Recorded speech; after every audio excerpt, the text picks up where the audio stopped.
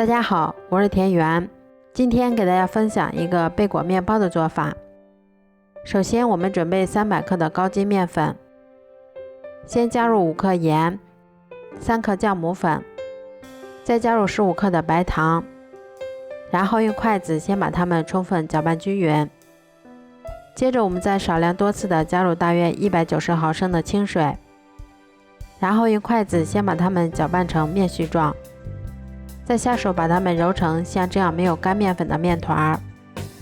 接着我们把它移到面板上，像这样揉搓10分钟左右，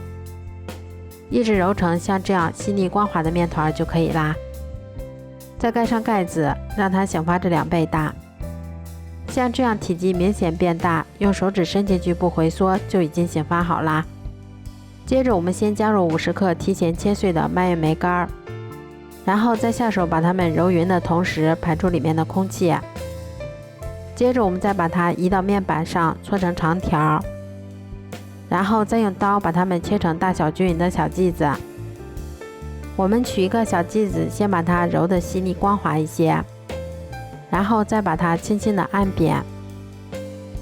接着我们用手指像这样在中间给它戳一个小洞，这样我们的生胚就做好啦。都做好后，把它们依次放到硅油纸上面，然后盖上保鲜膜，让它2次醒发20分钟。接着我们在1.5升的开水里面先加入20克的白糖，再加入15克的蜂蜜，用小火煮至白糖融化后，再下入我们做好的生胚，煮30秒后给它们翻一下面，另一面煮30秒后把它们控水捞出。都煮好后，把它们放到铺有硅油纸的烤盘里面，再把它们放到烤箱里面，烤箱中层上下火210度，烤18分钟左右就可以啦。